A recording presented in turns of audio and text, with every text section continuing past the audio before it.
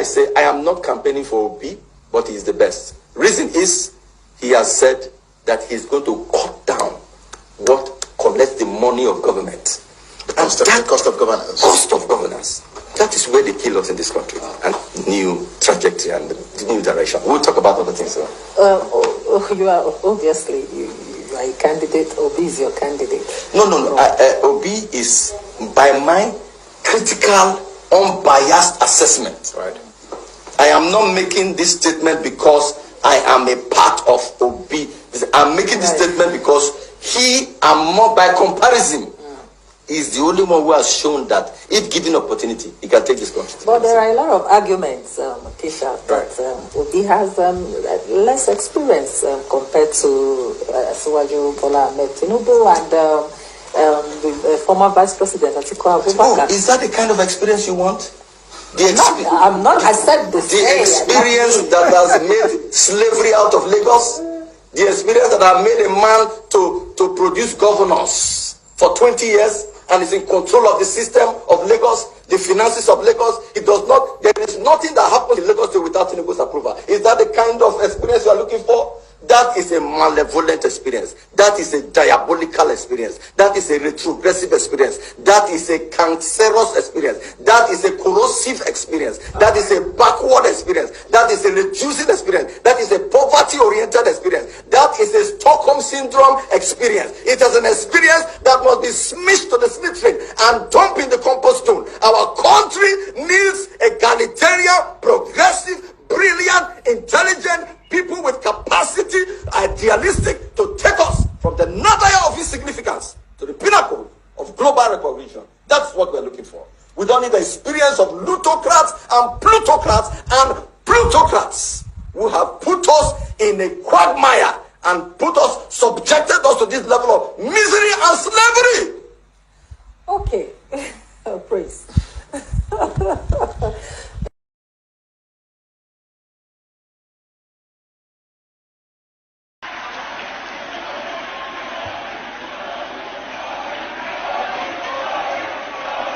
My timing. Hello, this is timed.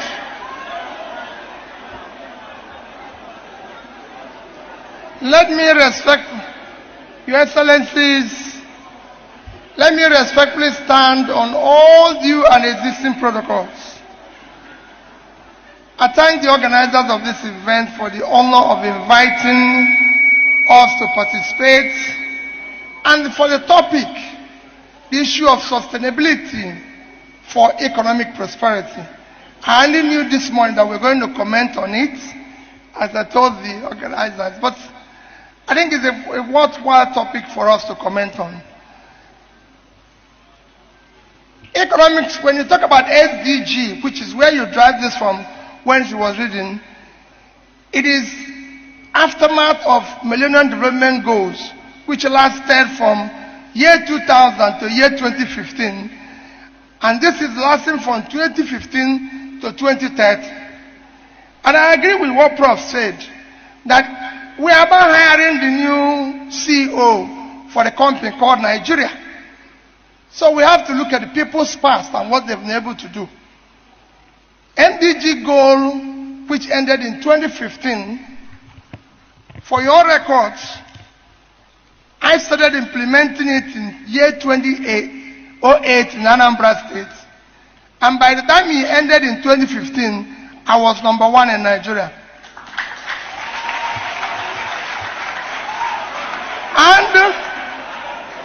And as we move on, what we are going to do, because it's critical, as we move on in what we are going to do, for me, the Labour Manifesto is already mainstreamed along the SDGs. You can go and look at the manifesto, it's already mainstreamed, and we put it into our development agenda and what we want to do, following our experience with MDG. Then it comes to where, for you accountants, your contribution to that development.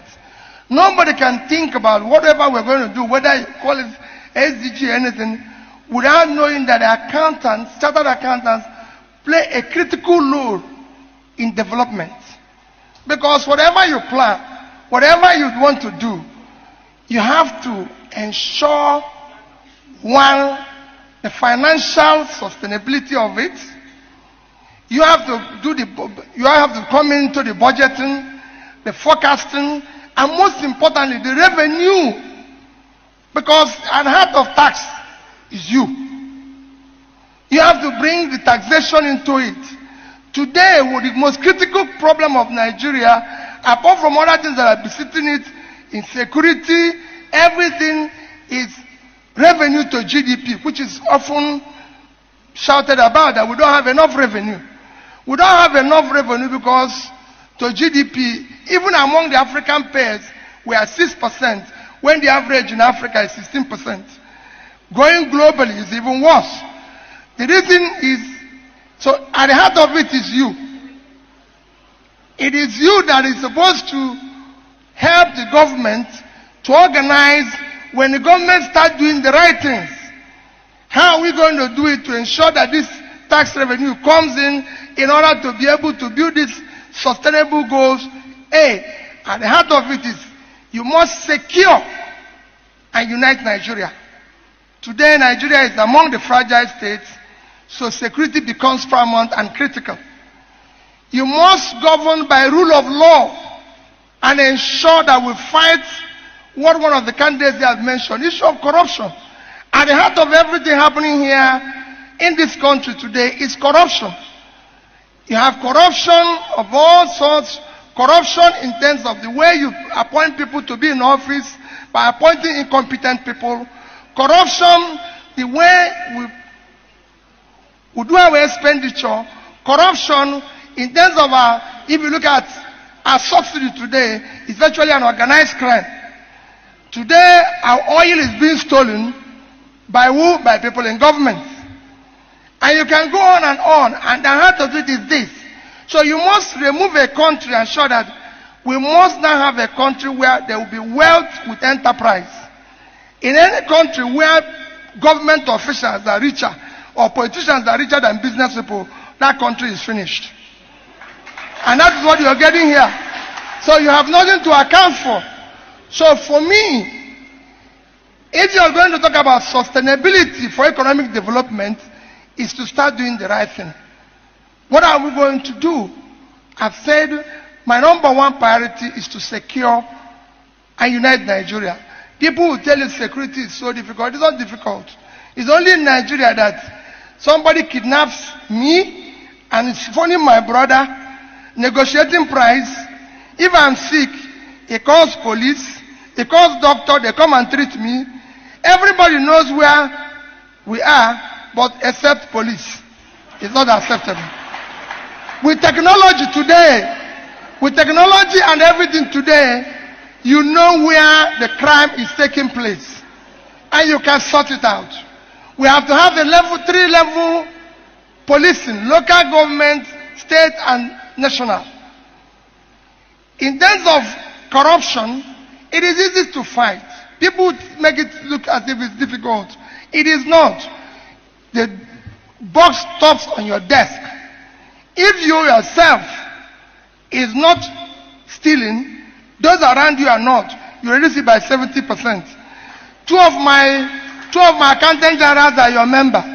You can go and ask them how much was missing in Anambra State. And it's very simple. This is what we want to translate. We want to be able to move the country from consumption to production. And when you come to moving from consumption to production, whenever I say move it from consumption to production, the first thing people ask is, what are you going to do? The greatest asset of Nigeria today is the vast uncultivated land in the north. If you put that land into production, it will make a difference. Yesterday we had a professor who was delivering a lecture in Lagos, Professor Stephen of this thing, and he talked about Bangladesh and Vietnam, which was a basket case yesterday. And I told him how I've won all the fields of Bangladesh.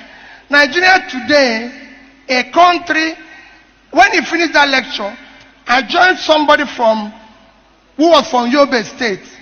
And he said, in Yobe State, they cannot do. I said, Yobe State is 45,000 square kilometers of land.